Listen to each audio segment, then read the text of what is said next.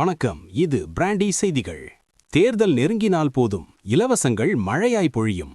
ஆனால் இப்போது எடப்பாடி பழனிசாமி அறிவித்துள்ள ஆண்களுக்கு இலவச பேருந்து பயணம் என்ற வாக்குறுதி தமிழக அரசியலில் ஒரு பெரிய சிரிப்பலையையும் அதே சமயம் விவாதத்தையும் கிளப்பியுள்ளது. யாரையா கேட்டா இத என தனது பாணிக்கே உரிய நக்கலுடன் சீமான் எகிரியுள்ளார். 2026 களம் இப்போது இலவசங்கள் வர்சஸ் கொள்கை என மாறியுள்ளதா? முழு விபரம் இதோ.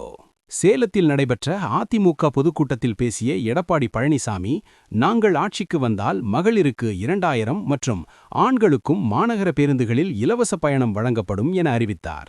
இதற்கு இன்று ஜனவரி 17, 2026 செய்தியாளர்களிடம் பேசிய சீமான் மிக கடுமையான மற்றும் கிண்டலான பதிலடியை கொடுத்துள்ளார். ஏற்கனவே பொங்கலுக்கு கொடுத்த 3000 ரூபாயை டாஸ்மாகிலேயே பிடுங்கிக் கொண்டார்கள். இப்போது எடப்பாடி ஐயா புதிய கதை சொல்கிறார். தமிழ்நாட்டு ஆண்கள் எப்போதாவது இலவச பயணம் கேட்டார்களா? அவர்களுக்கு தேவை வேலைவாய்ப்பும் கௌரவமான வருமானமுமே தவிர இந்த ஓசி பயணம் அல்ல.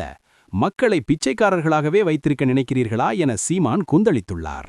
சீமானின் 3 முக்கிய கேள்வி கணைகள். ஆண்களின் தன்மானம். விமானத்திலா இலவச பயணம் கேட்டோம்? உழைத்து வாழும் ஆண்களுக்கு பேருந்தில் டிக்கெட் எடுக்க கூட துணியில்லை என நினைக்கிறீர்களா? இது ஆண்களை அவமானப்படுத்தும் செயல் என சாடியுள்ளார். நிதிச்சுமை. ஏற்கனவே கடன் சுமையில் இருக்கும் போக்குவரத்துக் கழகத்தை இதுபோன்ற அறிவிப்புகள் மூலம் இன்னும் அதல பாதாளத்திற்கு தள்ள பார்க்கிறாரா இபிஎஸ் என கேள்வி எழுப்பினார். மாற்று அரசியல். நாங்கள் வந்தால் தரமான கல்வி, மருத்துவம் மற்றும் வேலைவாய்ப்பை இலவசமாக தருவோம். உங்கள் வீட்டு பணத்தை திருடி உங்களுக்கே 2000 ரூபாயாக பிச்சை போடும் இந்த திராவிட மாடல், அதிமுக மாடலை மக்கள் புறக்கணிப்பார்கள் என தெரிவித்தார்.